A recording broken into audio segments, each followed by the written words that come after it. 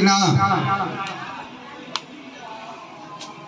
कहाँ से कि तोहनों लायक हम प्रवचन नहीं करेंगे तो आप लोग मायूस हो जाते हैं। हम प्रवचन कौन चाहता तनी दूर भेजे खातिर थे, वो में आप लोग को समझ में नहीं आ रहा है।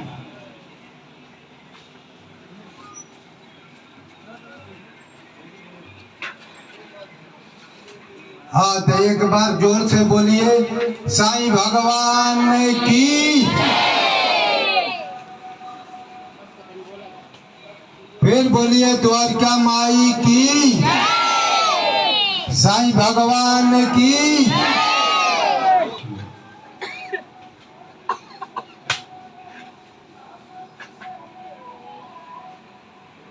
एक ब्राह्मण था,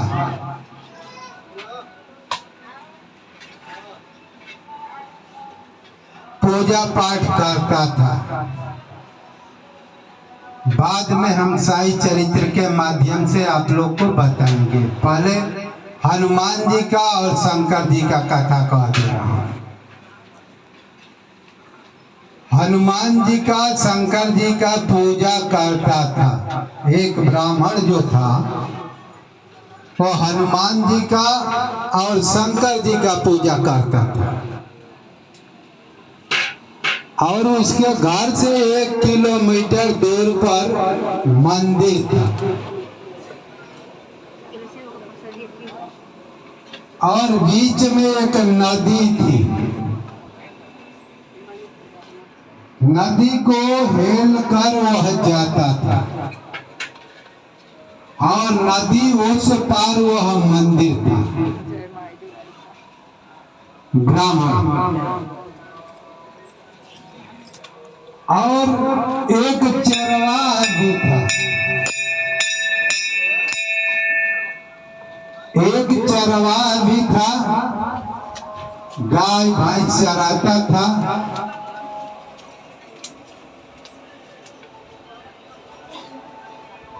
अब ब्राह्मण पूजा करने जाता था, उधर उसका खेत भी था ब्राह्मण का। ब्राह्मण खेती भी करता था और हनुमान जी का नियमित और शिव जी का पूजा करता था। और उसमें मंदिर में शिव जी का भी मूर्ति थी और हनुमान जी का भी मूर्ति थी। तो वह डेली नियम पूर्वक दोनों टाइम दिया बाती सुबह भी जाता था और नियम पूर्वक आरती, पूजा, वंदना, बाती वगैरह सब कुछ डालता था, बाती बारता था। और एक दिन चरवाहा ने उसके खेत को जो है फसलें चरा दिया। जो पंडित था फसलें चरा दिया, तो पंडित जो है ब्राह्मण क्या बोलता है, अरे भैया चरवाहा, तुम नहीं देखते हो कि दूसरे की फसल चराते हो, कितना मेहनत से फसल उगाते हैं। तुमको ये समझ में नहीं आता है, इतना खेत चरा दिए हो। तुमको भगवान ने थोड़ी भी सद्बुद्धि नहीं दी है कि कितना कीमत चुकाने पर घर पर अनाज जाता है। तुम्हें जरा भी शर्म नहीं है, तुम बेशर्मी हो। आज से मेरे फसल को चराया तो समझ लो कि हमारे तुम्हारे में बुरा हो जाएगा। इसी तरह से डांट फटकार दिया चरवाहा को, तो चरवाहा गुस्सा आ गया।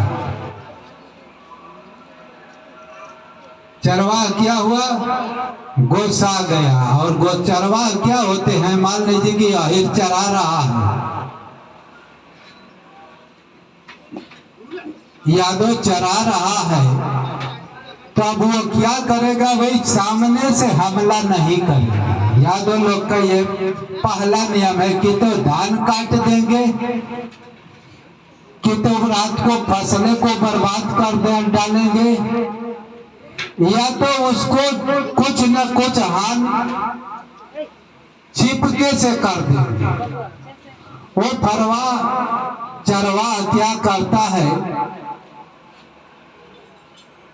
कि भाई ये पंडित जी को बहुत पूजा करता है, ये बहुत घमंडी है, अपने को बड़ा बड़ा ब्राह्मण समझता है कि हमारे जैसा कोई ब्राह्मण है नहीं,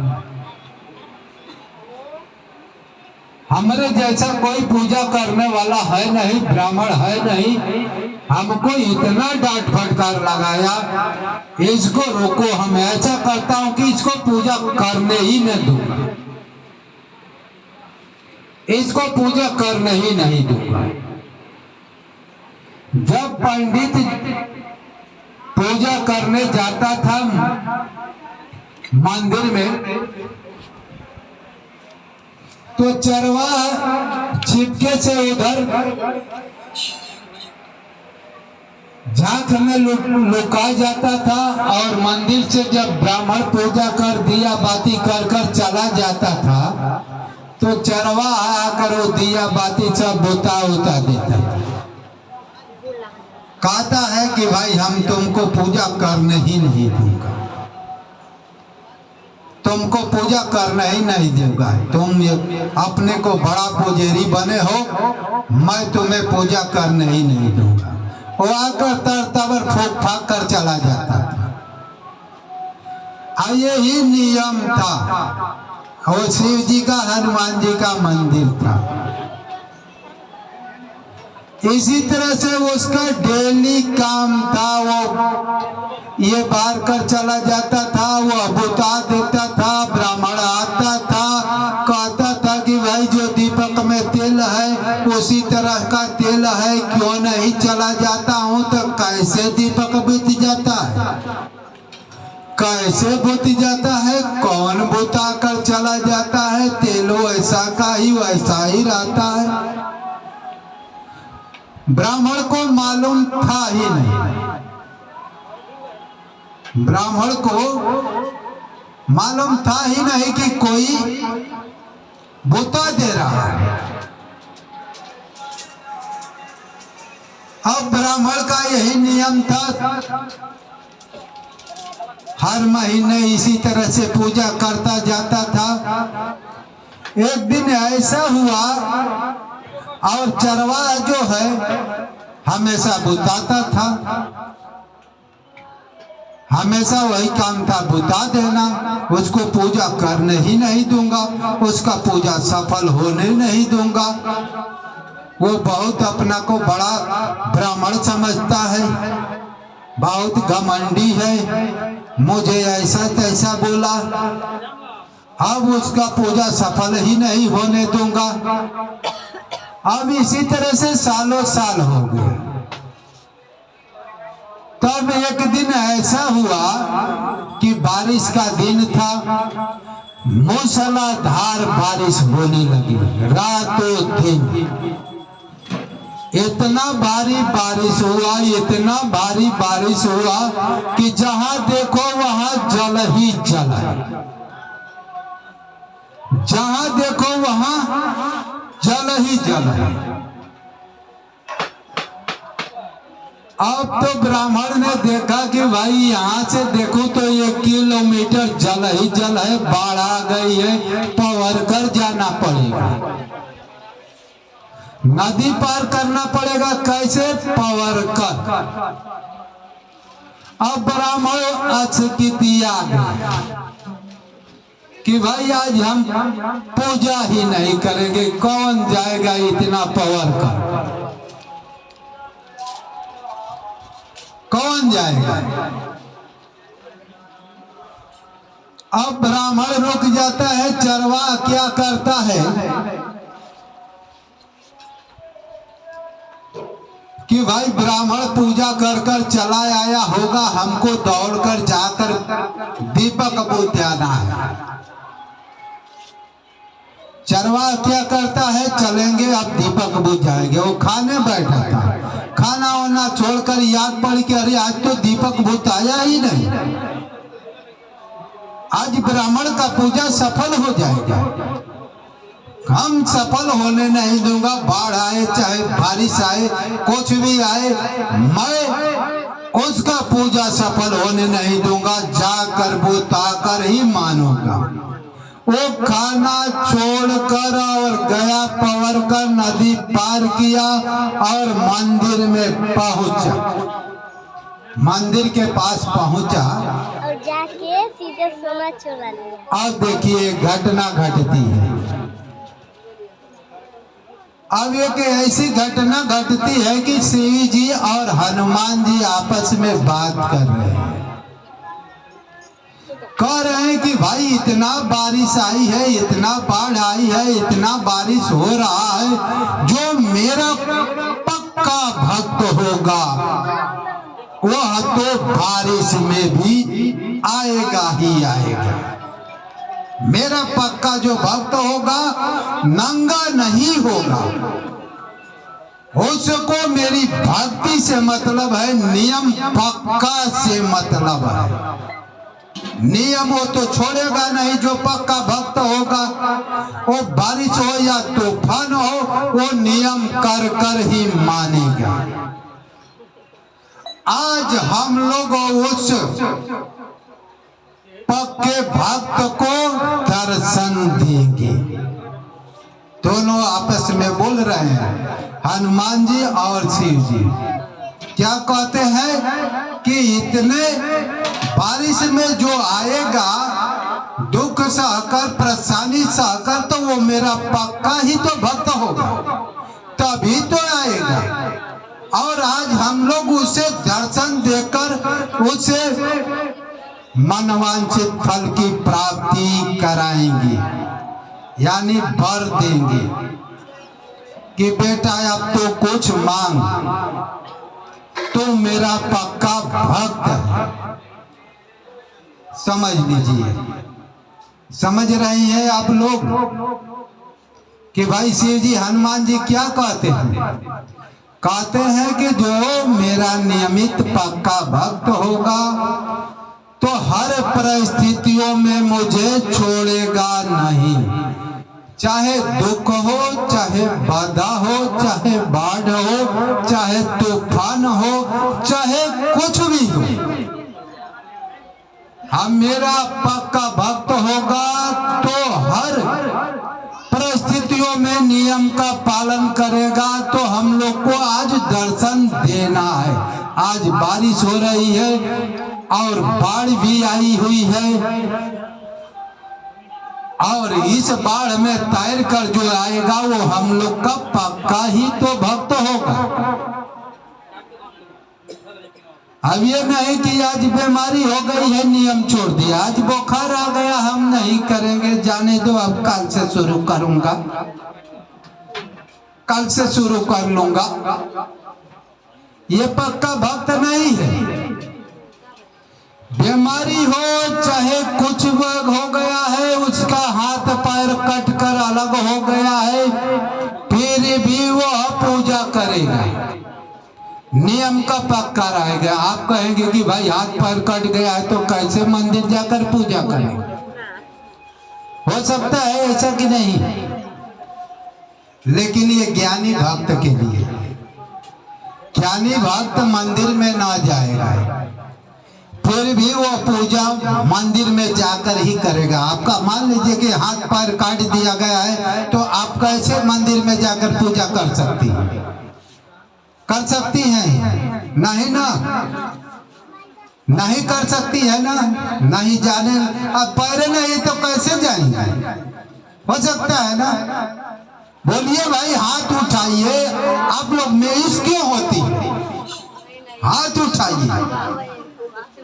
नहीं ना जा सकती। आप कहेंगे कि पैर नहीं है तो हम हाथ पैर है नहीं तो कैसे नियम करूंगा, कैसे मंदिर जाकर पूजा करूंगा?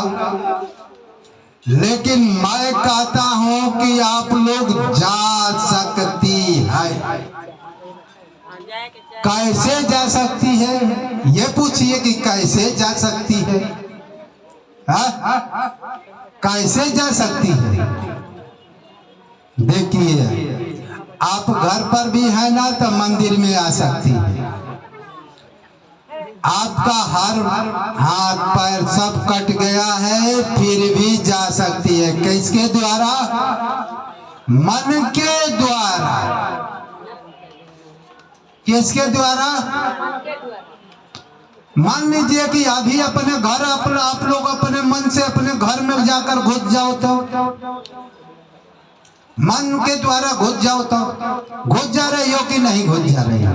कि इधर अलमारी है, इधर घर है, ये द्वार है, ये ताला है, मैं ताला खोलकर भीतर जा रहा हूँ। जा रही है कि नहीं? मन के द्वारा। अपने घर में सभी एक सेकंड में चली जाओगे कि नहीं चले जाओगे? शरीर यहाँ रहेगा और मन दौड़कर आपके घर में चला जाएगा। चला जाएगा कि नहीं चला जाएगा? चला जाएगा ना।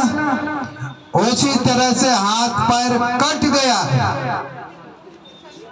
हाथ पैर कट गया है तो किसके द्वारा जाओगी? मंदिर में यहाँ आओगी मन के द्वारा। आ जाओगे कि नहीं आ जाओगे? आज जब मन के द्वारा आ जाओगी, बाबा के रूप को निहारोगी और आरती करोगी।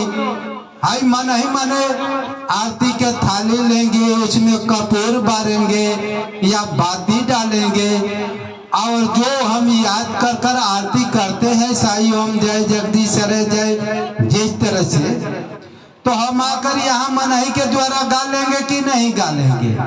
साईं बाबा को देख लेंगे कि नहीं देख लेंगे? देख लेंगे ना। देख लेंगे कि नहीं देख लेंगे? पूरी आरती कर सकता हूँ, अपना अरज गरज सब कुछ कह सकता हूँ। कह सकता हूँ कि नहीं? शरीर से पूजा नहीं होती है, मन से पूजा होती है। अब मान लीजिए कि भाई आप यहाँ पर आई हुई है, आपका मन घर पर चला गया है और घर पर जाकर भाई लहना काट रहा है, गोरू को लहना डाल रहा है, या गोरू पानी पीने बिना भूखा हो, मन चला गया है, तो आपका शरीर यहाँ है और आपका मन घर पर है, तो आपका शरीर पूजा नहीं करता है, मन पूजा करता है। शरीर तो एक साधन है, पूजा तो भक्ति तो मन के द्वारा की जाती है। मन के द्वारा की जाती है कि नहीं? आरती हम गा रहे हैं और आरती जीवा तो गा रही है, लेकिन मन घर पर चला गया है तो आप आरती नहीं गा रहे हैं। ऐसा है कि नहीं? है ना। पूजा करने के लिए कोई हाथ पैर की जरूरत नहीं है और धन दौलत के लिए जरूरत नहीं है। अरे जंगलों में ऋषि महर्षि पूजा करते हैं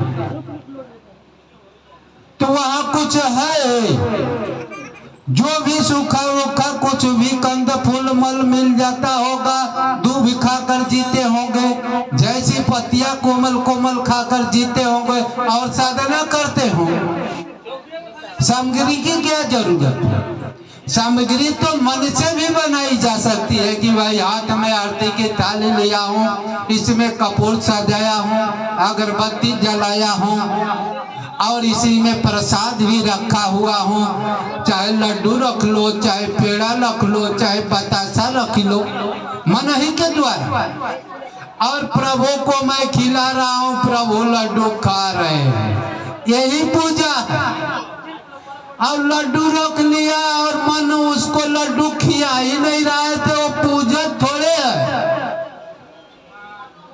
महिला आती है, बाबा को लड्डू खिलाना चाहिए, चाहे प्रसादी खिलाना चाहिए मन के द्वारा, तमार पैर ही पर परछावन कर देती है और उनके शरीर पर ही परछावन कर देती है प्रसाद के द्वारा।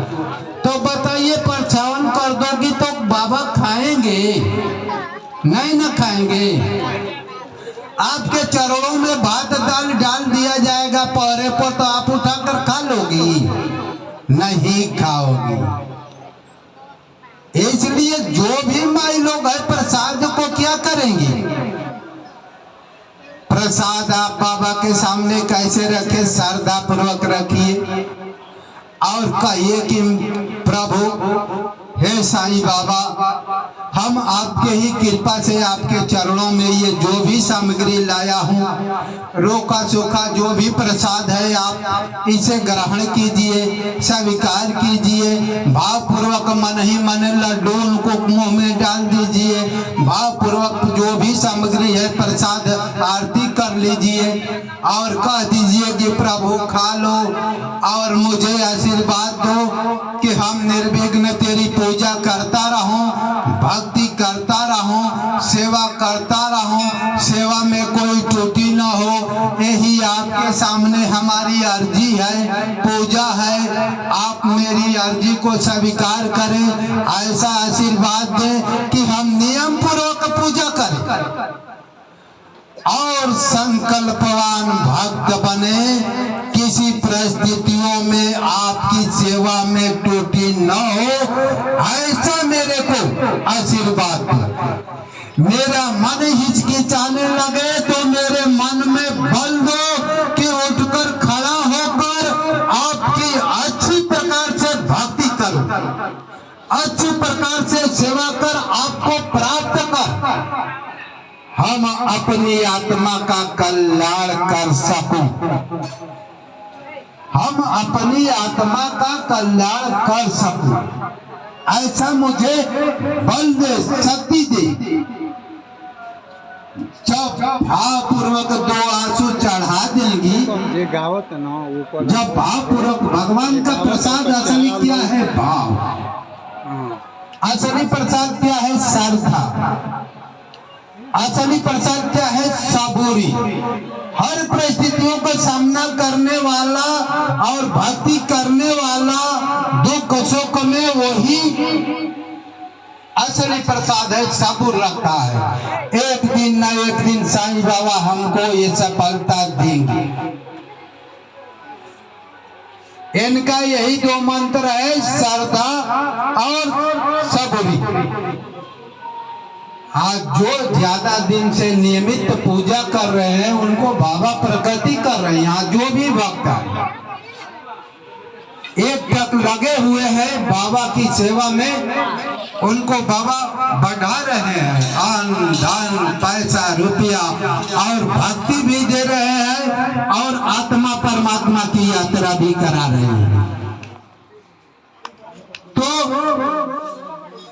हमको क्या मांगना चाहिए? भक्ति।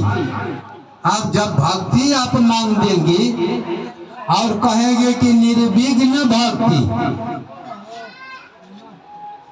भाई निर्विघ्न तो आप कहेंगे कि भाई विघ्न बाधा ज्यादा नहीं आना चाहिए, लेकिन भाई वो स्कूल में बच्चा पढ़ता है तो उसका परीक्षा होता है कि नहीं होता है?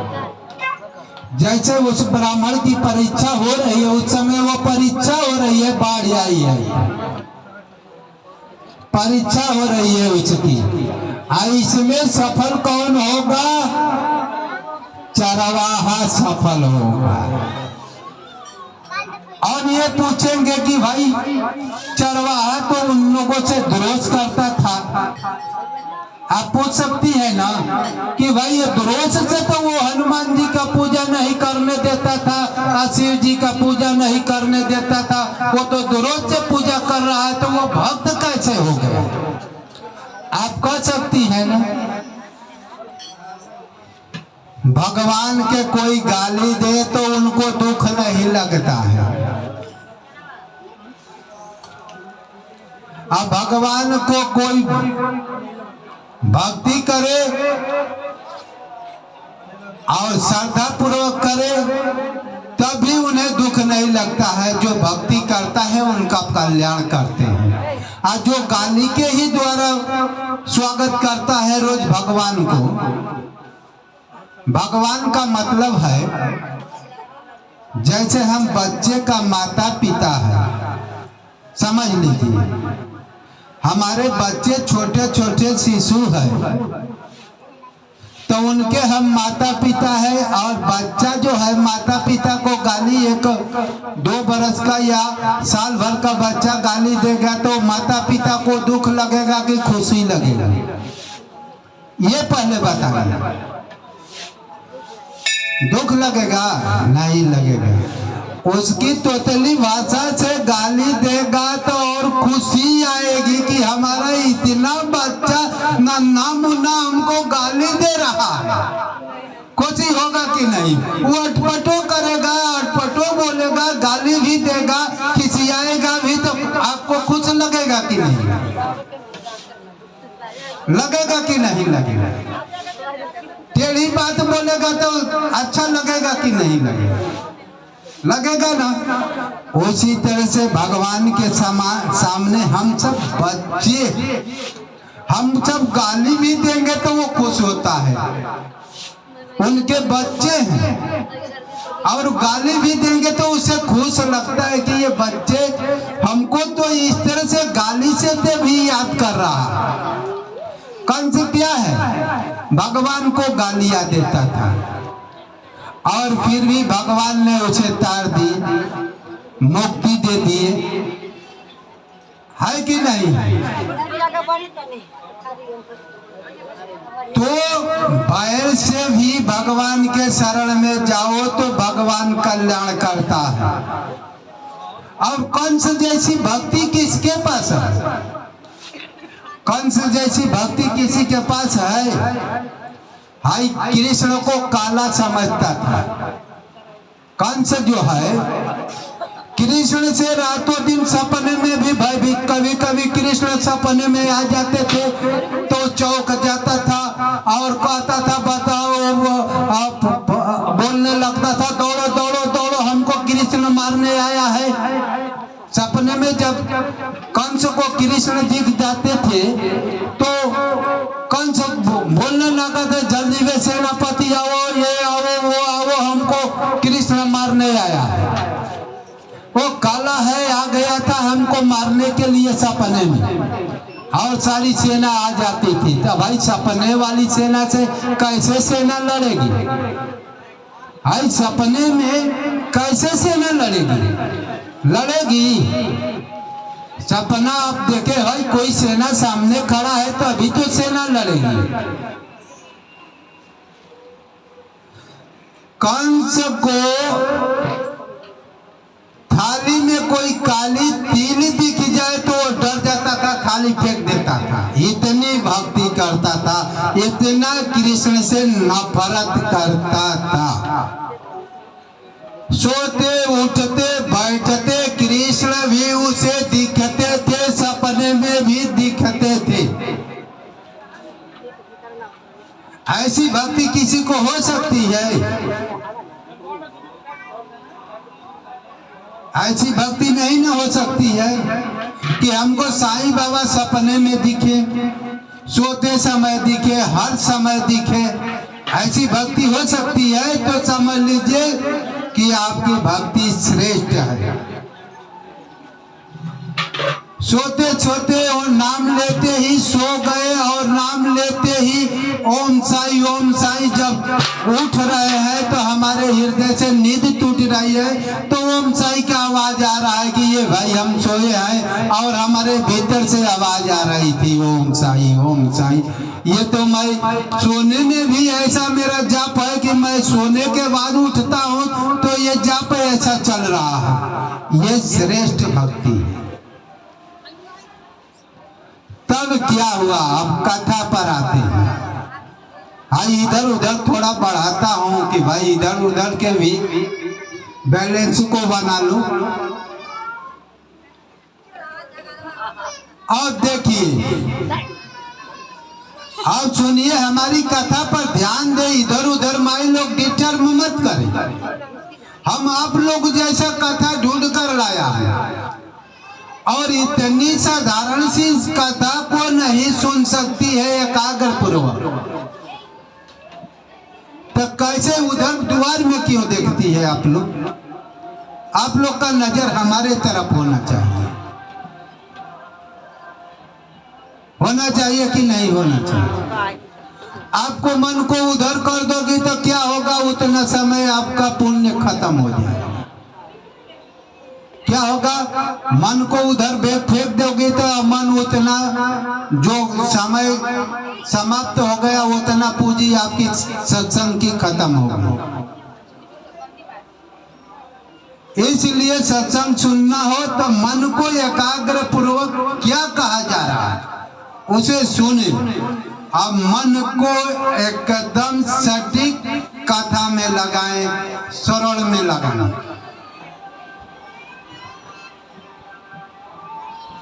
तब वह चरवाहा देखा कि भाई ब्राह्मण मालूम पड़ता है, ताकते ताकते वो देर हो गई। सोचता है कि भाई भोरे में आकर ये वो पैर तैर कर और वो ब्राह्मण जो है पूजा कर कर चला गया, आज तो दिखाई ही नहीं दिया। चलो बात ये देर हो गई होगी, बढ़ती होगी, उसका पूजा जो है सार्थक हो जाएगा। जल्दी में जाकर मैं बुताऊं, जल्दी में जाकर बुताऊं। जब दौड़ कर जाकर केवाड़ खोलता है और केवाड़ खोलते ही भीतर घुसता है तो देखते हैं कि भाई हनुमान जी और शिव जी प्रकट खड़े हो गए। अब तो वो सोचता है कि आज तो हम पकड़ा गए। अब उसका दिमाग है कि आज हम पकड़ में आ गए, हम इन लोगों की पूजा भ्रष्ट करता था, भंग करता था, आज हमको ये दंड दे। हनुमान जी और शिव जी को देखकर वो तत्मता जाता है। अब क्या बोले, अब तो उसकी सांसें प्राण रुक गई। अब हम हनुमान जी के साथ क्या कहूं कि भाई हम दीपक बुताने आया हूं, हम आपकी पूजा नष्ट भ्रष्ट करने के लिए रोज इतने दिन से कर रहा हूं, मैं क्या बोलूं। अब वो तो थम गया, जो चरवाहा था थम गया और थम कर तब तक भाई हनुमान जी शिव जी तो जानते ही है कि भाई कैसी पूजा करता है, उनसे क्या छिपा है। जो त्रिकालदर्शी है उसे छिप सकता है कि कौन किस माध्यम से आया है, किसकी वृत्तियां कैसे है, मन में कैसा कला है, कैसा विकार है।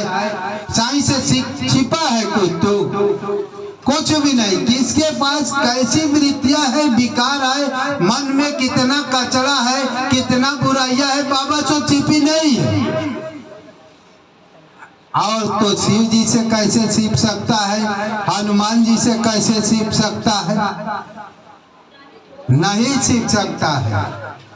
हाय रोज से भी तो मंदिर में आकर दर्शन पाता था और दीपक बुताता था और डेली पक्का नियम का था, पक्का तो उसका नियम था ना। हनुमान जी शिव जी बोलते हैं कि भैया वर मांगो। अब वो सोचता है कि भाई क्या कर रहे हैं, मुझे मजाक कर रहे हैं क्या। अब चोर पकड़ाया हुआ है नंगे हाथ, अब वो सोचेगा कि भाई मजाक कर रहे हैं कि वर मांगो। हो सकता है कि नहीं हो सकता है। अब चोर तो पकड़ा गया और नंगे पर पकड़ा गया है, भाई दीपक बुताना है। बोले कि भैया क्या सकबक आ गए हो, वर मांगो, तुम ही मेरा पक्का भक्त हो। क्योंकि पक्का भक्त इसलिए हो कि इतनी बाढ़ आई है, इतनी बारिश हो रहा है, आपने थोड़ा भी अस्कत नहीं किया और खाना छोड़कर मेरे पास आए हो, खाना छोड़कर आए हो, मुझे इतना प्यार करते हो कि तुम खाना छोड़कर आए हो और खाना छोड़कर मेरे पास आए हो और नियम का पक्का है। आज तुम्हारे भक्ति पर मैं खुश हूँ। भले तुम मेरी दिया बुताने आते थे, चाहे कुछ भी करने आते थे, मेरा तो दर्शन पक्का नियम से तो करने वाले तुम ही हो। तुम्हारे जैसा पक्का भक्त कौन है कि इस इतने दयनीय स्थिति में तुम आकर मेरी दर्शन करने आए, अब वर मांगो। हाय बुर्बक तो था ही, हाय बुर्बक भक्त कैसा मांगेगा, कैसा मांगे, क्या मांगेगा बुर्बक भक्त? बुर्बक भक्त को भगवान मिलेंगे तो क्या मांगेगा, क्या मांगेगा? आप लोग को भगवान दर्शन देंगे तो क्या मांगेगी, बताइए, क्या मांग सकती है?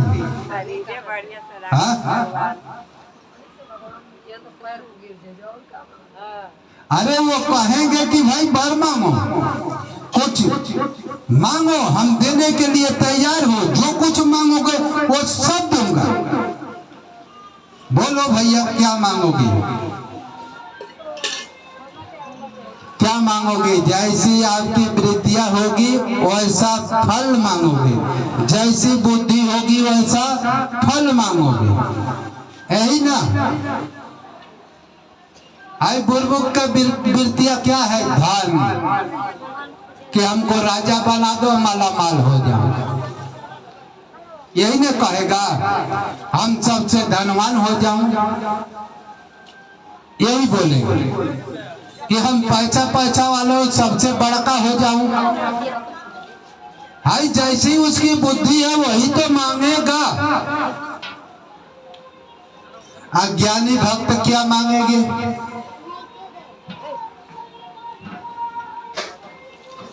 ज्ञानी भक्त क्या मांगेंगे? वो भगवान को ही मांग लेंगे, ईश्वर को ही मांग लेंगे, जो पूरे ब्रह्मांड को बनाया है उसी को मांग लेंगे, और कहेंगे कि प्रभु आपके अतिरिक्त हमको क्या चाहिए। और जब मालिके मिल जाएगा तो उसको कमी रहेगा। हाय जकरे साथ प्रधानमंत्री मिल जाए तो भाई उसकी तो वाहवाही हो गई कि नहीं हो गई? कहेगा कि भाई हम तो प्रधानमंत्री के साथ चाय पीता, कहेगा कि नहीं कहेगा? प्रधानमंत्री के साथ हम टूरिस्ट करता हूँ, घूमता हूँ, फिरता हूँ, प्रधानमंत्री हमारे साथ घूमते हैं, ऐसा कहेगा कि नहीं कहेगा? और जब ऐसा हो जाएगा तो भाई प्रधानमंत्री से कहेगा कि भैया तनी हमको कुछ बढ़ा दो, कुछ आगे बढ़ा दो। खाली तिरछी निगाह करेंगे तो भाई पैसा ही पैसा हो जाएगा कि नहीं हो जाएगा? वो भगवान को ही मांग लेगा, और वो सब धन दौलत नहीं मांगेगा। कहेगा कि भगवान तेरा जो अनुभव है वही मेरा अनुभव हो जाए, तेरा ज्ञान जैसा है मेरा भी ज्ञान हो जाए, जैसे तू सर्वव्यापक है वैसे ही मैं भी सर्वव्यापक हो जाऊं, जैसी तेरी बुद्धि है वैसा ही मेरी बुद्धि हो जाए, जैसा तू है वैसा ही मेरा विचार हो जाए, और वैसे ही मैं दिव्य, जैसा तू दिव्य है वही दिव्यता मैं भी हो जाऊं, वही शक्ति मेरे अंदर आ जाए। जब भगवान से भगवान को मांग लेगा, उसकी सारी दिव्यता, उसका सारा गुण मांग लेगा तो भगवान ही हो गया कि नहीं हो गया? ज्ञानी भक्त भगवान को ही मांगते हैं और भगवान की दिव्यता को मांग लेते हैं, भगवान की आनंदमयता को मांग लेते हैं। जैसे तू है वैसा मैं हो जाऊं, तेरे में मेरे में अंतर ही ना रहे, वही तत्व मैं भी हो जाऊं, ऐसा कर दो मुझे। अब जब जो भगवान ही हो जाएगा, वो भी व्यक्ति जैसे साईं बाबा भगवान कहे जाते हैं, आप उन्हीं को मांग लेंगे तो आप ही भगवान हो गए कि नहीं? हाय, जैसी शक्ति उनके अंदर है वही शक्ति आपके अंदर आ गई तो आप भगवान हो गए कि नहीं? हो गए ना। ज्ञानी भक्त भगवान से कुछ नहीं मांगता है, भक्ति मांगता है और उन्हीं को मांगकर और उन्हीं में समा जाता है, वही हो जाता है। और बुड़बक भक्त जो है कहेगा कि भैया हम पर प्रसन्न हो तो मुझे राजा बना दो और मुझे धन दौलत घर में भर दो, दास दासिया मेरी चावल डोलाए, खूब पैसा वाला हो जाओ और मेरी सेना हो जाए, ये हो जाए वो हो जाए, जो बुद्धि में आए वो सब कह डालेगा और पालेगा और मरने के बाद नष्ट हो जाएगा। और जो भक्त है मांगेगा कि भाई तेरी दिव्यता मेरे अंदर आ जाए, तेरी जैसा है वैसा ही मैं हो जाऊं, तो वह शरीर छोड़ेगा तो वैसा ही रहेगा, उसकी शक्ति नाश नहीं होगी। और जो मूर्ख भक्त होगा और वो पाएगा राजा हो जाएगा, मरने के बाद फुटपाथ पर आ जाएगा, उसके पास कुछ भी नहीं मिलेगा। हाई शरीर है तब तक उसका राज्य है, राज्य छोड़ दिया तो शरीर गया तो वो भी खत्म। शरीर के साथ सब कुछ। आप लोग घर द्वार छोड़कर भाग जाओगे कि नहीं भाग? आपके पास कुछ रहेगा? लेकिन भगवान को मांग लेंगे तो शरीर रहे या न रहे सब कुछ आपके साथ, वही ज्ञान, वही भक्ति, वही तीव्रता, वही शक्ति, वही सर्वज्ञता, वही तत्व हो जाएंगे, वही चीज आप जीवन मुक्त हो जाएंगे। मुक्ति आपके चरणों में लेटेगी, लेटेगी कि नहीं लेटेगी? हाय, जैसा ज्ञान भगवान का वैसा ज्ञान मुझे हो गया तो हमको अज्ञानता छू सकता है। अज्ञानी व्यक्तियों को न मुक्ति नहीं मिलती, ज्ञानी व्यक्ति तो जीते जी मुक्त है।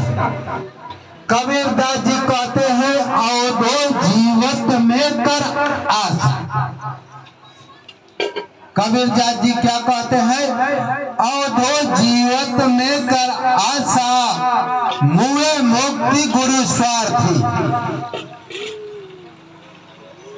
झूठा दे विश्वास, झूठा दे विश्वास। क्या कहता है? अवधो जीवत में कर आशा, माने जीते जी मुक्ति कर ले, आशा कर ले, मरने के बाद मत सोच। अवधो जीवत में कर आशा, मुए मुक्ति गोरी स्वार्थी, झूठा दे विश्वासा। जैसे पंडित जी लोग आवेलन जे कान में मंत्र फूके लन जा, हाई मंत्र ले ला तो हर मुक्ति हो जाई, हाई गुरु बनेबे जे तबे न मुक्ति होई। ऐसा होला कि ना? वही गुरु के कहता कि अवधो जीवत में कर आशा, जीवत में कर आशा। अवधो माने हे मानव, हे मानव जीवत में कर आशा, अवधो जीवत में कर आशा, मुए मुक्ति गुरु स्वार्थी। मतलब कि गुरु आयल कहला कि भाई हमसे ज्ञान ले लो, हम कान में मंत्र फूक देते ही तो हर मुक्ति हो जाई, ओके कहता। अवधो जीवत में कर आशा, मुए मुक्ति गुरु स्वार्थी। माने वो ऐसा व्यक्ति है, वो ऐसा कान में मंत्र फूकने वाला गुरु जो है स्वार्थी है, समझ लीजिए। वो गुरु क्या है? स्वार्थी। झूठा दे विश्वासा, झूठों का तोहरा के भरमावत, झूठो भरम में डाल रहा है वो तो स्वार्थी है कि भाई केहू तेरे काल में मंत्र फूक दो कि दान दक्षिणा धोती बाछी को लेकर चला जाऊं, हमको तो धन से मतलब है, माने स्वार्थी और झूठा दे विश्वास। और जब साईं कृपा कर देंगे तो क्या होगा, जीते जीते मुक्ति हो जाएगी। देखेंगे कि मैं शरीर ही नहीं, मैं तो आत्मा हूँ, मैं ब्रह्म हूँ। जो ब्रह्म में, जो ईश्वर में दिव्यता है, वही दिव्यता तो मेरे अंदर, साईं के अंदर जो दिव्यता है वही दिव्यता तो आपके अंदर हो गई। सारी अज्ञानता आपका नष्ट हो गई तो आप मुक्त हो गए। आप शरीर के बंधन में हैं, फलाना हो, मैं फलाना हो, मैं फलाना हूँ, मैं चीना हूँ, मेरा धन है, दौलत है, खेती है, बारी हो, मैं टाटा हो, बिरला हूँ। यही तो बंधन है, यही बंधन है। मैं शरीर न हो, ना कोई धन है, ना दौलत है, मैं दिव्य आत्मा हो, मैं ब्रह्म हो, मैं अविनाशी हूँ, चैतन्य हूँ, मैं ज्ञान स्वरूप हूँ, ध्यान स्वरूप हूँ, शक्ति स्वरूप हूँ। मुझे कोई अज्ञान छू सकता नहीं है, मुझे कोई प्रकृति छू सकती नहीं है। मैं तो पहले ही से दिव्य था और दिव्य तत्व में अपने आप में प्रवेश कर लिया, मेरा सारा अज्ञान नष्ट हो गया। वही मुक्ति, अज्ञान का नाश करना ही ज्ञान है। और अज्ञान नष्ट हो गया तो ज्ञान आत्मा रूपी विदित हो गया, आपके हृदय में दिखाई देगा। जब भी मैं एकाग्रचित होता हूँ तो आत्मा मुझे दिखाई देती है, वही ज्ञान है। आपकी आत्मा जीते जी दिखाई देने लगे, वही ज्ञान है। ऐसा नहीं कि पोथी पढ़ लिया वो ज्ञान है, पोथी ज्ञान नहीं है। ज्ञान क्या है, आपकी दिव्यता, आपकी आत्मा ही परमात्मा का आदित्य रूप है। उसी में बाबा प्रवेश करा देते हैं, दिखा देते हैं कि देखो तुम शरीर नहीं हो, तुम आत्मा हो, ब्रह्म हो, अविनाशी हो। तुझे कोई मार नहीं सकता, कोई काट नहीं सकता, कोई पानी गीला नहीं कर सकता, कोई हवा सुखा नहीं सकती, कोई अग्नि जला नहीं सकती। ऐसा तेरा स्वरूप है। इस स्वरूप में प्रवेश करो, इस स्वरूप को मैं दिखा रहा हूँ, इसका ध्यान करते करते इसमें स्थिति बना लो। तुम स्वयं अविनाशी हो, ईश्वर अंश जीव अविनाशी, चेतन अमल सहज सुख राशि। तुम सुख की राशि हो, इस संसार मिथ्या में क्या सुख खोजते हो? अब तुम्हारे भीतर ही पूरे ब्रह्मांड का सुख है।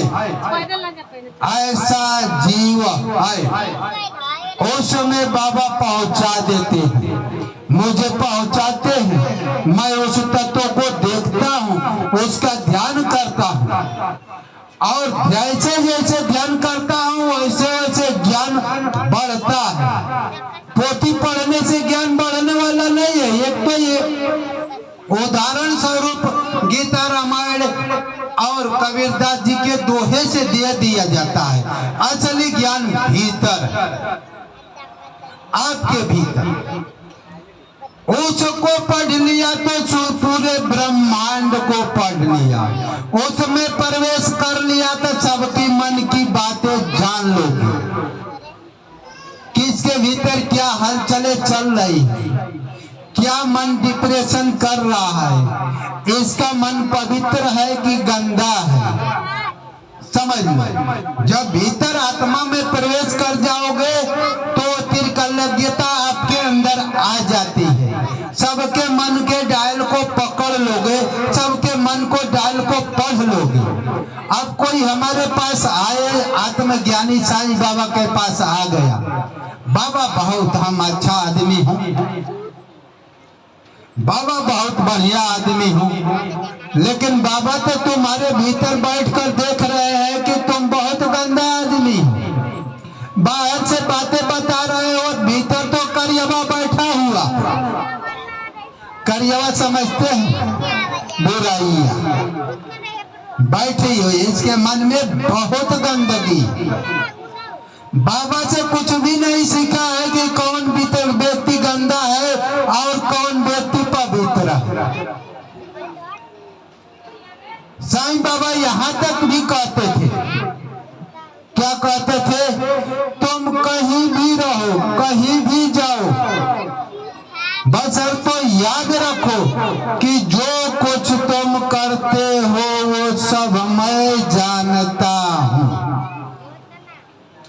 अब वो व्यक्ति जानता है, बाबा के सामने कहते हो कि बाबा बहुत भक्ति करता हूँ, मेरा हृदय बहुत पवित्र है, मेरे मन में एक पल के लिए बुराइयां नहीं आती, फिर भी मुझे क्यों नहीं मदद करते हो? लेकिन बाबा जानते हैं कि भाई तुम्हारे अंदर कितना कचरा है। बाहर से मुझे ढोंग कर रहे हो, दिखा रहे हो कि हम बहुत साफ सुथरा है कि नहीं? भगवान के सामने कुछ छिप सकता है?